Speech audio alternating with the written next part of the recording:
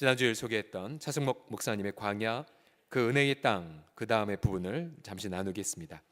이제 목사님의 개척교회 목사이고 한때 사역이 잘 진행되는 것 같다가 이제 교회에 여러 분란이 생기면서 이제 도로 어려움을 겪었습니다. 경제적으로도 어렵고 또 자신의 건강 수치도 매우 심각했습니다.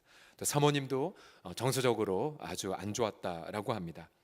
그러면서 지난주에 나눴듯이 자신은 더 이상 주님 앞에 스스로를 지키는 괴수로 살지 않겠다고 결단하고는 주님, 제가 당신에게 양으로 살겠습니다 라고 그렇게 회개하자 큰 평강을 경험했다라는 부분을 지난주에 나누었죠. 목사님이 이제 기도하시면서 하나님께서 그에게 출애굽기의 광야 부분을 묵상하게끔 하셨습니다. 여러분, 이스라엘 백성들 얼마나 광야에서 염려했고 우린 다 망했다라고 불평했으며 또 얼마나 많이 원망을 주고받았습니까? 그런데 이 목사님이 광야를 묵상하다가 문득 그 광야가 아주 살기 어려운 척박한 곳이 아니라 바로 광야야말로 푸른 초장이요 쉴 만한 물가라는 것을 깨달았습니다. 왜냐하면 날마다 광야에서 일용할 만나가 내리고요, 또한 반석에서 물이 나오고 또 구름기둥과 불기둥으로 돌봄과 보호를 받기 때문이죠. 그래서 그 목사님은 중요한 걸 깨달았습니다. 자신의 가정, 교회 전혀 달라진 건 없었지만, 여전히 광야였지만, 그러나 자신을 인도하시는 하나님 때문에, 즉 목자 되신 주님 때문에 자신은 지금 광야에 있는 것이 아니라 푸른 초장에 있음을 깨닫고 너무나도 큰 기쁨을 이 책에 기록했습니다. 우리가 같은 광야라도 어떤 이들은 큰 염려 또 원망 불신으로 살지만, 그런 어떤 이들은 감사와 기쁨, 바로 이곳이 약속의 땅이요 라고 행복하게 보내죠. 여러분, 이번 한 주간 보내시면서 어떠한 삶으로, 어떠한 마음으로 그렇게 보내셨습니까? 잠언 4장 23절에 보게 되면 모든 지킬 만한 것 중에 더욱 무엇을 지키라고 말합니까? 너의 마음을 지키라고 말하죠. 왜냐하면 우리가 마음을 염려로 가득히 채울 때 생명의 근원이 나오지 않죠. 그러나 반대로 우리가 마음을 힘써 지키게 되면 우리는 같은 광야라도 행복으로 살기 때문이죠.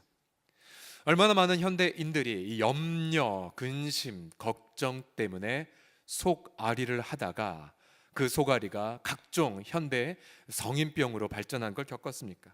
잠언 17장 22절에 보게 되면 마음의 즐거움은 양약이요 심령의 근심은 어떻게 한다고요? 뼈를 마르게 한대요. 뼈를 마르게 하느니라.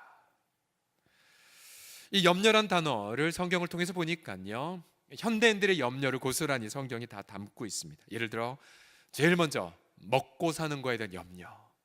예수님 말씀하시던 너희는 무엇을 먹을까? 무엇을 마실까? 염려하지 말라. 혹은 다른 사람의 이목 때문에 또한 염려를 하고요, 또 생존 때문에 염려하고, 또한 배우자 때문에 또한 염려를 합니다. 또 미래의 일 때문에 염려하죠. 우리 벌써 초등학교를 보낸 우리 자녀들, 부모들은 벌써 자신의 시선은 벌써 입시에 가 있어요. 그래서 미래를 염려를 하기도 하죠. 또한 해야 할 일 때문에 마음이 분주하고 염려됩니다. 그래서 염려 때문에 마음에 염려가 가득하게 되면 건강을 잃어버리고 또 그 염려 때문에 신앙의 성숙을 이루지 못합니다. 예수님은 누가복음 8장 14절에서 염려에 대해 이렇게 진단하시죠. 가시떨기에 천국의 씨앗이 떨어졌다는 것은 말씀을 들은 자이나 지내는 중에 이생의 염려, 재물과 향락의 기운이 막혀 온전히 결실하지 못한다라고 말씀하셨습니다. 저와 여러분 지금 마음 상태 여러분 어떠하십니까? 지금 염려 때문에 건강을 잃어가고 있습니까? 반대로 마음이 오히려 기쁨 때문에 오히려 몸이 강건해지고 있습니까? 우리가 정말로 사모하는 마음의 상태는 염려의 상태가 아니라 바로 평강, 하나님의 평강으로 지배를 받는 상태이죠. 7절을 보시면 그리하면 모든 지각에 뛰어난 하나님의 평강이 그리스도 예수 안에서 너희 마음과 생각을 지키시리라. 평강의 지배를 받는 상태, 그것도 하나님 자신의 평강으로 내 마음과 생각의 지배를 받고 돌봄받는 그 상태. 오늘 밤 이 염려 혹시 가득한 분으로 오셨다면 오늘 밤 주님의 그 하나님의 평강으로 저와 여러분의 모든 마음이 가득해지시기를 주 예수 이름으로 축복합니다. 8절에 보시게 되면 그래서 평강의 지배를 받을 뿐만 아니라 평강을 넘어서 하늘의 지혜로 가득하게 되죠. 8절의 내용을 보시면 끝으로 형제들아 무엇에든지 참되며 무엇에든지 경건하며 무엇에든지 옳으며 무엇에든지 정결하며 무엇에든지 사랑받을 만하며 무엇에든지 칭찬받을 만하며 무슨 덕이 있든지 무슨 기림이 있든지 이러한 것들을 생각하는 마음 상태, 즉 먹고 마시는 세상 염려로 마음이 뺏기는 것이 아니라 바로 어떻게 하면 내가 하나님을 기쁘시킬까라는 생각으로 가득한 마음, 또한 정말 지성과 감정, 의지, 무의식에 주님을 기쁘게 하고픈 열망이 가득한 마음, 또 어떻게 하면 진실하게 살 것인가를 가지고 고민하는 마음, 또 순결을 선택하고 정의를 그렇게 갈망하고 사랑이 가득한 생각을 추구하는 삶. 그러니까 세상 염려는 사라지고 온통 내 마음속에 성령 하나님의 그 기뻐하시는 지혜만 가득한 그 상태. 그래서 마침내 그 지혜로 인하여 우리 삶 속에 성령의 열매가 가득한 그 삶, 얼마나 사모가 되십니까? 오늘 이런 염려의 마음 상태에서 이런 평강의 마음, 성령의 이 생각으로 가득한 이 마음 이루기 위해 과연 어떻게 해야 될까요? 어떻게 염려해서 평강의 마음이 되겠습니까? 첫 번째로 아주 간단합니다. 친밀하신 주님께 내 염려를 모두 말씀드리는 것입니다. 첫 번째로 같이 읽겠습니다. 시작. 친밀하신 주님께 염려를 모두 아뢰십시오. 예. 다 말씀드리는 겁니다. 주님, 제가 이런 염려합니다. 주님, 저거 걱정돼요. 주님, 이거 해도 될까요? 이거를 다 하나님 앞에 말씀 올리는 겁니다. 어렵지 않잖아요. 그 근거가 5절 하반절부터 보시면요, 5절 하반절에 보시면 주께서 가까우시니라. 친밀한 하나님, 그분이 가까이 계시기에 그래서 아무것도 염려하지 마. 쉽지 않죠. 염려하지 않는 것. 그러나 그 방책으로 가장 첫 번째로 이렇게 말씀하십니다. 다만 모든 일에 기도와 간구로 너희 구할 것을 하나님 앞에 알려드려라 라고 말하고 있어요. 이거 어렵지 않잖아요. 자, 우리가 염려를 왜 하냐면 내가 뭔가 해결하기 위해서, 내가 뭔가 하고 싶은데 나는 힘도 없고 내 자원이 떨어질 때 염려하죠. 시간도 촉박하고 지혜도 없을 때. 근데 그때에 우리 이미 내 앞에 가까이 계신 예수님 앞에 나아가 기도를 시작하셔야 돼요. 기도. 여러분, 기도가 무엇입니까? 기도란 하나님께 내 이야기를 들려드리는 거예요. 하나님께 내 마음을 아뢰는 겁니다. 여러분, 기도 형식이 없어요. 기도 그 특별한 어떤 순서도 없습니다. 그저 내 마음에 있는 걸 다 말씀드리는 거. 다. 간구란 단어는 무엇이냐면 긴급한 필요를 뜻합니다. 필요한 거. 주님, 저 이거 필요해요. 주님, 이거 없어요. 주님, 이것 때문에 크게 염려됩니다. 회사 일이든 직장 일이든 공부하는 일이든, 또 우리 이 자리에 중학생들 있는데 학교 입학해서 반 아이들 만난 이야기, 선생님이 너무 마음에 들지 않거나 혹은 마음에 들기 싫어하는 학생들이 같은 반일 경우도 다 기도의 대상이 다 돼요. 다 앓을 수가 있어. 전부 다. 주님, 어떻게 우리 자녀를 양육해야 됩니까? 주님, 제 재정적 상황 아시지요? 주님, 제 회사의 사정 아시지요? 친구에게 말하듯 모두 다 아뢰는 거예요. 모두 다 아뢰는 거. 언제까지 염려를 아뢰야 될까요? 우리 시편 62편 8절 다 같이 읽어보겠습니다. 시작. 백성들아, 시시로 그를 의지하고 그의 앞에 마음을 토하라. 하나님은 우리의 피난처시로다. 언제까지요? 내 마음을 다 쏟아부을 때까지요. 쏟아부을 때까지. 그래서 처음에는 생각나는 염려를 아뢰다가, 그러다가 내가 생각하지 못한 탄식도 토해내게 되고요, 그러다가 내 저 깊은 속에 있는 애곡도 토해내게 돼요. 그러면 주님 앞에 엉엉 울부짖기도 하고 또 주님 앞에 한참 동안 주의 이름을 부르기도 하죠. 그래서 마침내 내 마음에 있는 것들이 다 쏟아부으실 때까지, 그럼 그렇게 기도하셔야 돼요. 그렇게. 왜요? 너희 주님이 가까이 계시기 때문에. 친밀하신 주님, 친밀하신 주님. 그럼 우리 가까이 계신 주님은 우리가 염려거리를 앓을 때에 우리 목소리를 다 듣고 계세요. 다 듣고 계세요. 내가 생각하기에 말도 안 되는 기도조차도 다 듣고 계십니다. 다 듣고 계세요. 우리가 지금 욥기를 새벽마다 함께 묵상하고 있지만 욥의 그 말도 안 되는 어떤 말들, 하나님을 원망하고 하나님을 따지는 말들조차도 내일 본문이에요. 내일 새벽에 보시면 바로 하나님 폭풍 가운데 욥에게 대답을 하시죠. 대답을 하세요. 우리가 내 마음을 다 쏟아붓기 시작하면 그때부터 비로소 주님이 이거에 대해서 이런 말씀하셨지가 들리기 시작해요. 저와 여러분은 어쩔 수 없이 인간인지라 처음엔 주님의 음성이 하나도 안 들리죠. 내 생각, 내 염려, 내 고통만 생각날 뿐이에요. 그러다 어느 내 마음을 다 쏟아붓기 시작한 순간 주님의 말씀이 들리기 시작합니다. 요한복음 15장 7절에 보시면 주님은 너희가 내 안에 거하고 그 다음 내 말이 너희 안에 거하면 주님이 우리 자녀를 향해 이것을 약속하셨지 생각이 나요. 주님이 우리 회사를 향해 이거 말씀하셨는데, 주님이 내 인생의 미래에 대해 이미 이거 말씀하셨는데, 자꾸 주의 말씀이 생각나기 시작해요. 그러면 그때부터 이제 주의 말씀을 내 마음 안에 거하게 하는 기도를 시작합니다. 주님 말씀 이렇게 하셨는데 왜 제 삶은 이거밖에 안 되지요? 분명히 주님 우리 자녀들을 향해 이렇게 약속하셨는데 왜 우리 자녀는 전혀 그것과 관계없이 사는 것처럼 보입니까? 등등. 분명히 주 예수를 믿으면 너와 내 집이 구원받는다고 말씀하셨는데 왜 여전히 우리 부모는, 왜 여전히 우리의 진지들은 변함이 없습니까? 혹은 믿는 아내로 말미암아 믿지 않는 남편이 거룩해지겠다고 분명히 약속하셨는데 왜 배우자의 구원은 저렇게 멀습니까? 등등. 그래서 말씀 붙잡고 주님 앞에 끊임없는 토론의 시간이 들어가죠. 주님 말씀 붙잡고 따지고 주님 말씀 붙잡고 항변하고, 그러다가 내가 미처 깨닫지 못하는 것 때문에 주의 말씀 앞에 설득이 되고 굴복하고 굴복하고 찬양하는 것. 주님 계속 말씀하세요. 주께서 가까우시니라. 아무것도 염려하지 말고 다만 모든 일에 기도와 간구로 너희 구할 것을 하나님께 아뢰라. 우리가 얼굴 표정을 보게 되면, 아니 내 마음을 보게 되면 내가 한 주간 동안 얼마나 주 앞에 염려를 다 아뢰는지 얼굴 표정 부분도 나올 수 있어요. 그렇죠? 또 염려를 넘어 하나님을 향한 탄식을 아뢰는지, 더 나아가 애곡을 주 앞에 아뢰는지.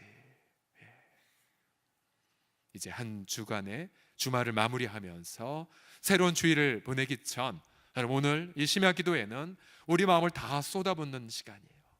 다 쏟아부으셔야 돼요. 하나도 남김없이 근심, 걱정, 염려 다 쏟아부으십시오.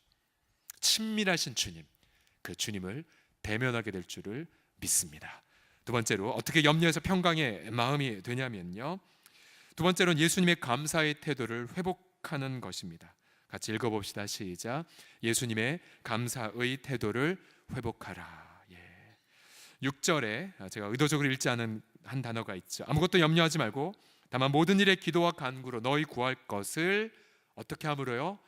감사함으로 하나님께 아뢰라. 감사함으로 하나님께 아뢰라. 여러분 한번 대답해 보십시오. 우리가 기도할 때에 염려가 너무나 많아서 기도할 때에 그때 여러분 감사함으로 기도하는 것이 쉽습니까? 어렵습니까? 쉬워요? 어려워요? 어떤 건 쉬울 수 있죠. 어떤 건 쉬울 수 있어요. 그러나 대부분 쉽지 않습니다. 쉽지 않아요. 감사함으로, 단 한 단어이지만 우리는 그 감사함을 고백하기 위해 우리는 그 순간 무수하게 많은 내 자아를 부인해야 되고, 그 감사를 고백하기 위해 우리는 내 자신을 십자가에 내려놓는 결단을 통과해야 됩니다. 쉽지 않아요. 감사함으로 책임을 다하지 않는 남편을 향해 울부짖는 마음이 있는데 그 배우자 때문에 감사하라고 피눈물을 쏟는 기도를 하게 되죠. 내가 정말로 억울한 일을 좀 겪고 있는데도 불구하고 가해자를 향해 감사를 고백하라고요? 있을 수 없는 일이에요. 인간적 생각으로는. 그래서 이 기도와 간구를 하나님 앞에 아뢰는 것과 감사함으로 가는 것, 이 둘 사이에는 바로 예수님의 십자가가 다리처럼 연결되어 있습니다. 우리 예수 그리스도를 보십시오. 우리가 작년 특세 때에 예수님이 언제 감사하셨는지를 함께 나누었었지요. 대략 약 5번 정도의 감사가 기록되어 있는데, 가장 대표적으로 예수님이 하셨던 가장 귀한 감사가 있다면 바로 굶주린 5천 명 앞에서 오병이어밖에 없지만 5천 명을 먹이기 전 가장 먼저 예수님이 하셨던 게 무엇일까요? 감사였어요. 감사. 보잘것없는 아이의 손에 붙들린 보리떡 5개와 물고기 2마리를 보시고 주님은 하나님께 감사 기도를 하셨어요. 감사 기도. 절대적으로 자원이 부족했지만 이미 주어진 것에 대한 감사, 또한 이 땅에 제한된 자원으로 사는 것이 아니라 하나님의 무한한 자원으로 사는 것을 보이기 위해 감사를 시작하셨죠. 감사. 또 한 번 예수님은 나사로의 무덤에서도 감사를 고백하셨어요. 죽은 지 나흘이 된 나사로, 이제 끝난 거지 않습니까? 절망이지 않습니까? 그런데 예수님은 그 무덤 앞에서 가장 먼저 하나님 아버지, 내 기도를 듣고 계신 거에 감사합니다 라고 고백을 하셨어요. 감사. 그리고 마지막으로 예수님은 십자가를 지시기 전 제자들과의 마지막 만찬에서, 또 자신이 그렇게 아꼈던 제자가 자신을 배반할 걸 아심에도 불구하고 그분은 2번이나 감사 기도를 하셨죠. 떡을 떼시며 감사하셨고, 또 포도주를 나누시면서 감사를 하셨어요. 감사를 하셨어요. 자신의 인생의 마지막 날, 모든 제자들이 자신을 떠날 것을 알았던 어둠의 밤, 그분은 감사의 빗줄기를 우리에게 남기셨어요. 그래서 우리가 모든 일에, 염려에 기도와 간구를 하나님 앞에 아뢰을 때에, 그때예요. 그때 예수님이 우리 심령에 임하기 시작하세요. 정확히 표현하면 우리가 의도적으로, 의지로 감사를 한다기보다 그 전에 가까이 계신 예수님이 감사의 영으로 우리 가운데 임하기 시작하세요. 임하기 시작하세요. 그래서 재정이 없는 절대적 빈곤의 상황에도 내게 임하신 예수님의 성령으로 인하여 우리도 오병이어밖에 없어도 감사를 고백하기 시작하게 하세요. 또한 방황하는 자녀들 앞에 탄식을 할 때에도 예수님은 감사의 영으로 임하시죠. 그러면서 우리 속에, 얘야 내가 그 자녀를 너에게 선물로 주었단다를 깨닫게 하심으로 감사를 회복하게 하십니다. 당장 내일 죽을 것 같은 고난이 나를 기다려도 내게 임하시는 예수님의 성령은 내가 부활이요 생명이다라고 깨닫게 하심을 통하여 감사를 고백하게 하십니다. 때로는 나를 미워하고 모함하는 이들이 있다 하더라도 예수께서 그 십자가 앞에 감사를 고백하셨듯 공의로우신 주님 앞에 나아가 그를 인하여 감사를 고백하게 하십니다. 이게 바로 예수 그리스도의 일하심이세요. 일하심. 어느덧 나도 모르게 감사로 아뢰기 시작합니다. 감사로 아뢰기 시작해요. 이 고든 피라는 학자는 이 감사에 대한 굉장히 중요한 통찰력 어린 말을 남겼습니다. 감사가 사라질 때 우상숭배가 시작된다. 우상숭배란 감사가 결여되어 있는 것이다 라고 말하고 있어요. 근거 구절은 로마서 1장 21절이에요. 하나님을 알되 하나님을 영어롭게도 아니하며, 그 다음 표현 감사하지도 아니하고, 하나님의 영원한 영광을 썩어져 우상의 영광과 맞바꾸었다라는 표현이 있죠. 즉 우리 믿는 성도라 할지라도 감사가 사라졌다, 그럼 이미 우리는 우상을 숭배하고 있는 거라는 거예요. 만약 우리가 성도 속에 감사가 사라졌다면 우리는 하나님을 영화롭게 할 방법이 없습니다. 아무리 절대적 빈곤과 처절한 실패 속에 있다 할지라도 주님, 내 힘으론, 내 지성으론 감사할 수 없지만, 그러나 십자가 앞에서 감사를 고백하신 예수님의 성령이요 내게 임하사 감사를 회복하게 하여 주시옵소서. 그래서 우리는 기도하면서 처절하게 십자가를 붙잡고 나아갑니다. 내 자기를 부인하고 자기 십자가를 지는 그 단계, 이게 굉장히 시간이 오래 걸리죠. 기도를 아뢰는 것, 그러면서 감사함으로 아뢰는 것까지. 그래서 기도자는 이 감사함을 경험하기까지 주 앞에 오랫동안 머물러 있어요. 오랫동안 머물러 있어요. 언제나 우리 안에 계신 성령님은 언제나 질문을 던지시죠. 너 지금 감사의 온도를 유지하고 있니? 만약 여러분처럼 신실한 기도자가 감사의 온도를 잃어버렸다면 성령님은 이내 지적하십니다. 너 감사의 온도가 약해졌구나. 또 너 감사의 온도가 너무나 냉각되었구나. 그 말은 뒤집어 말하면 이미 우리 마음속에 보이지 않는 우상이 들어온 거고, 보이지 않는 우상이 들어왔다는 것은 우리 마음속에 이미 내가 염려와 근심으로 내 마음을 많이 지금 괴롭게 하고 있다는 반증입니다. 시편 50편 23절에 감사로 제사를 드리는 자가 나를 영화롭게 한다라고 말씀하고 있습니다. 같이 다시 읽어볼까? 50편 23절 시작.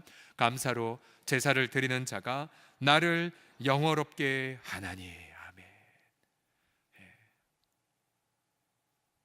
여기 우리 공부하는 학생들도 있지만 목사님이 학창시절 공부할 때 언제나 이걸 회복하게 하셨어요. 내가 모르는 문제 때문에 당황하지 말고 오늘 내가 푼 문제 때문에 감사하게끔. 그래서 영어 단어 하나 외운 것에 감사, 수학 문제 하나 푼 거에 감사. 그러면 그때 얼마나 공부가 잘 되는지 몰라요. 오늘 밤 여러분 충분히 자신을 체크해 보십시오. 내가 감사를 충분히 드리고 있는가? 아니면 감사를 빠뜨린 삶의 영역은 없는가? 내가 정말 규칙적인 감사의 예물을 드리고 있는가? 그리고 가족과 자녀들 그리고 성도들 사이에서 감사를 주고받고 있는가? 감사를 회복함을 통해 하나님의 이름을 영화롭게 한 우리 모두가 되시기를 예수님의 이름으로 축복합니다. 옆 사람 보면서 당신 때문에 감사합니다 합시다. 시작. 당신 때문에 감사합니다. 마지막, 어떻게 염려해서 평강의 마음이 될까요? 이제 감사의 태도를 회복하면 어느덧 우리 입술은 감사를 하고 있는데 이미 우리 마음은 느껴요. 벌써 성령의 평강이 임하고 있고요. 더 나아가 성령의 지혜가 우리 마음속에 반짝반짝 빛나는 걸 체험합니다. 마지막 세 번째 같이 읽어봅시다. 시작. 성령님의 평강과 지혜로 마음을 채우십시오. 이건 우리가 채우겠다 결단하기 전에 주님이 이렇게 우리에게 행해 주시는 것을 이렇게 인간적으로 표현한 것입니다. 성령의 평강, 성령의 지혜가 어느덧 감사 안에서 다 임해버렸어요. 이미 응답이 다 끝나버립니다. 4장 7절, 그리하면 모든 지각에 뛰어난 하나님의 평강이 그리스도 예수 안에서 너희 마음과 생각을 지키시리라. 문제는 아직 해결 안 됐는데, 그런데 평강이 마음에 임하고 있어요. 분명히 길이 아직 안 보이는데 뭔가 분명한 확신이 마음속에 넘쳐납니다. 그리고 성령이 주시는 여러 좋은 아이디어들이 머릿속에 막 떠올라요. 8절에 보십시오. 성령은 평강 속에서 이러이러한 생각과 마음을 주십니다. 예를 들어 그들의 형제들 무엇이든지 참된 생각들, 또 무엇이든지 경건한 태도들, 또 무엇이든지 옳은 결정들, 또 무엇이든지 정결한 그런 열정들, 무엇이든지 하나님과 사람들 앞에 사랑받을 만한 마음들, 또 무엇이든지 칭찬을 받을 만한 어떤 그러한 아이템들, 또 무슨 어떤 이웃의 이 덕을 세움이라든지 또 어떠한 기림이 있는 부분들을 생각하게 돼요. 그전엔 염려가 너무 많아서 마음에 근심도 가득하고 뼈도 삭신이 쑤시고 잠도 안 오고 그리고 육체도 연약했지만 이제 감사를 통하여 성령이 부어주신 평강과 지혜 속엔 정말로 예수님 앞에 내가 이걸 해야겠구나, 내가 이걸 할 수 있었구나, 내가 이걸 해야지. 그래서 온통 그런 성령이 주신 지혜를 가지고 우리는 그날 하루를 하나님이 기뻐하시는 하루로 보내게 됩니다. 여러분, 그때에 우리는 다윗처럼 골리앗을 무너뜨리게 될 것이고요, 또 에스라처럼 이방 왕에게 필요한 모든 것들을 공급받게 될 것이고요, 또 바울처럼 감옥에 갇혀 있지만 오히려 자신의 찬양은 더 힘차게 외치게 될 것이고요, 일의 효율이 극대화되는 것을 경험합니다. 학생들의 경우 집중력과 총명을 경험하게 되고요, 또한 인간관계에 있어서도 인내와 사랑이 더욱 가득하게 될 것입니다. 헤아릴 수 없이 많은 성령의 선물들을 그날 하루 부어 경험하게 됩니다. 비록 광야라 할지라도 바로 이것이 젖과 꿀이 흐르는 땅이구나를 깨닫고 찬미하게 됩니다. 할렐루야. 저는 그래서 새벽의 자리를 사랑합니다. 왜냐하면 새벽에는 이 모든 것들이 빌립보서 4장 6절에서 8절의 말씀들이 한꺼번에 일어나는 절호의 시간이기 때문이에요. 주님께 부르짖으며 염려를 다 아뢰지요. 단식하고 울부짖죠. 어느새 감사가 회복되죠. 그리고 믿음으로 감사를 선포할 때 어느새 하나님의 평강이 가득해지고 기가 막힌 아이디어들이 다 부어지게 돼요. 그래서 저의 경우 제 사역의 거의 한 60% 70% 이상은 새벽에 다 이루어지는 것 같습니다. 여러분 이 경험을 날마다 하루의 첫 시간에 하셔야 돼요. 특별히 부름받은 우리 교역자들은 새벽의 사람이 되셔야 돼요. 새벽에 쏟아진 은혜를 맛보지 않고는 어떻게 주님의 몸된 교회를 세워나갈 수가 없어요. 무엇보다 새벽 기도를 마치고 나면 뛸 듯이 마음이 기쁠 수밖에 없고요, 마음의 찬양이 울려 퍼질 수밖에 없습니다. 어린아이 같이 가벼워진 심령으로 힘차게 하루를 살아갈 수가 있습니다. 하늘의 소망 가득 차고, 그리고 오늘 하루를 인내하고 맡겨진 영혼을 섬기게 되는 그날, 역동적인 성령의 기름 부으심을 날마다 누리시기를 예수님의 이름으로 축복합니다. 제게 염려거리가 있어서 여러분과 함께 공유하고 싶습니다.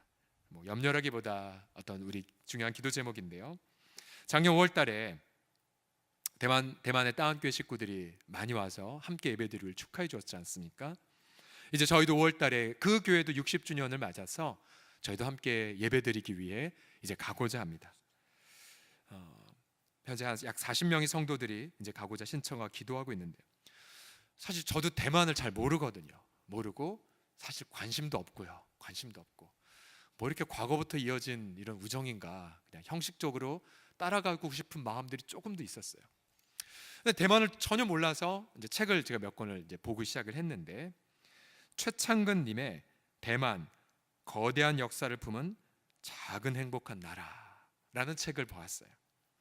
여러분 대만은 아시죠? 대만은 본래 장개석, 장제스에 의해 세워진 중화민국이었어요. 중화민국. 그러니까 중국 본토에서 청나라가 이제 무너지고 세운 나라였죠. 그러니까 본인들은 찬란한 중국 문명과 역사의 계승자라고 생각을 하죠. 그러나 안타깝게도 공산군에 의해 밀려서 대만으로 피신을 왔습니다. 그리고 본토를 수복하고자 했죠. 그러나 중국의 기세에 밀려 현재 독립된 나라의 대접을 받지 못하고 있습니다. 유엔에서는 탈퇴가 돼버렸고요, 각종 국제대회에서는 중화민국에는 이름을 나가지 못하고 올림픽 그 국기로만 나갈 수가 있고요, 금메달을 딴다 하더라도 자신의 그 국기엔 청천백일기를 올리지 못합니다. 우리 3년 4년 전인가요? 한 걸그룹의 우리 쯔위라는 자매가 어느 TV에 대만의 그 청천백일기를 올린 것이 화면을 통해서 나가서 중국 본토에서 아주 진노했던 적이 있었었죠. 중국은 전 세계에서 중국은 무조건 하나라고 주장합니다. 대만이라는 존재 자체를 인정하지 않으려고 하죠. 근데 문제는 우리나라죠. 우리나라가 이 대만이 얼마나 우리나라의 은인이었냐면요, 우리 중국 3.1 운동 이후에 상위 임시정부를 환영했던 나라가 중화민국, 그러니까 지금 대만이었습니다. 또한 48년도에 우리 대한민국이 이제 정부 수립이 되면서 미국 다음으로 우리나라를 인정해준 나라가 대만이었습니다. 은인의 나라죠. 그런데 이제 중국과 우리가 이제 1990년대에 노태우 대통령 시절 북방 외교를 통해 소련, 동구유럽 국가들과 수교를 하고 마지막 단계에 중국과 수교를 결단합니다. 그때 당시만 해도 대만에게 이렇게 말했던 겁니다. 우리 중국과 수교할 거야. 그러나 너희들과도 관계 계속할게 라고 말했는데 그 말은 거짓말이었습니다. 1992년 8월 24일 우리 정부가 대만에 갑자기 단교를 선언해 버렸어요. 그리고 지금 명동에 있는 지금 중국 대사관 자리에 있었던 대만 대사관 통보했습니다. 너희 사흘 줄게, 나가.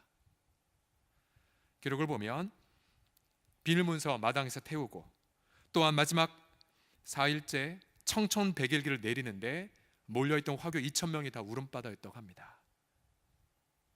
그리고 국가가 재창될 때 너무나 고통했다고 해요. 그러면서 은혜를 잊고 일을 저버렸다고 한국 정부를 규탄했다고 합니다. 그래서 그때부터 지금까지 우리 정부는 중국의 기세에 눌려 대만을 홀대하고 있습니다.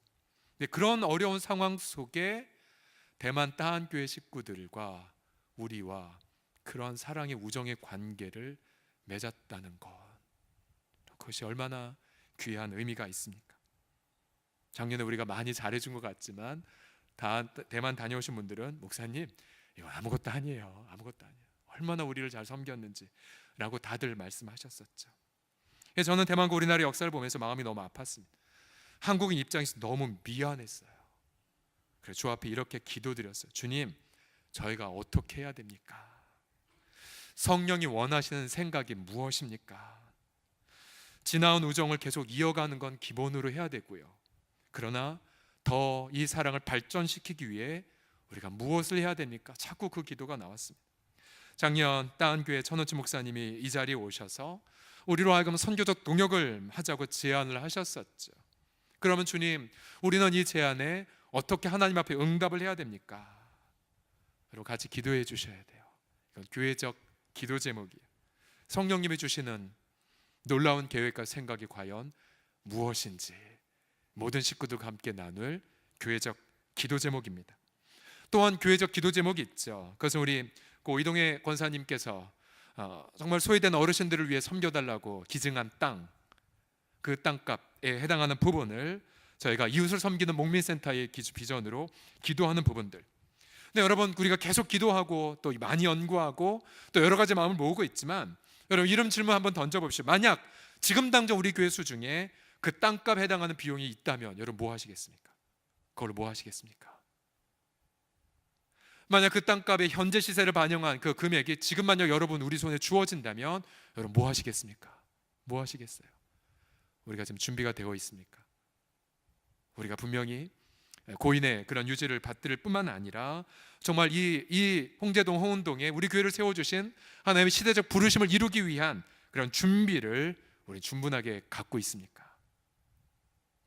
과연 하늘에서 부어진 성령님의 분명한 생각은 무엇입니까? 그리고 기도하셔야 돼요. 기도하셔야 돼요. 그래서 하나님의 계획이 평강 중에 우리 전체 공동체에 부어질 수 있도록 여러분 그렇게 기도하셔야 돼요. 우리가 아는 유명한 말이죠. 기도하는 한 사람은 기도 없는 한 민족보다 강하다고요. 기도하는 한 사람은 100만 대군보다 더 강하다라고요. 왜냐하면 무한한 하나님의 자원이 그 기도의 무릎 속에 부어지기 때문입니다. 자, 우리 모두는 재벌이 될 수 없지만 그러나 기도하는 사람은 기도 응답의 재벌은 다 될 수가 있습니다. 기도 응답의 대가가 될 수가 있죠. 그 누구보다도 풍성한 기도 응답을 나누고 자라가는 자들이 될 수 있습니다. 그래서 저는 저와 여러분 모두에게 이러한 도전을 합니다. 우리 평생 이 기가 막힌 차고 넘친 기도 응답들을 개인적 영역, 가정, 일터, 민족, 교회적 차원에서 응답을 받음을 통해서 하나님의 이름을 가장 영화롭게 하는 우리 모두가 되시기를 예수님의 이름으로 축복합니다. 기도합시다.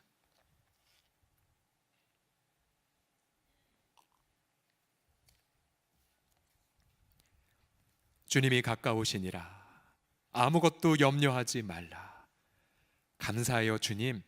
주님의 그 피로 우리와 가까워지시사 자신의 육체의 죽음으로 우리를 하나님과 화목하게 하시고 오늘도 하늘 보좌에서 쉬지 않고 우리를 위해 기도하시는 예수 그리스도의 기도의 목소리를 듣고 이렇게 기도의 용사들을 불러주심을 송축하나이다.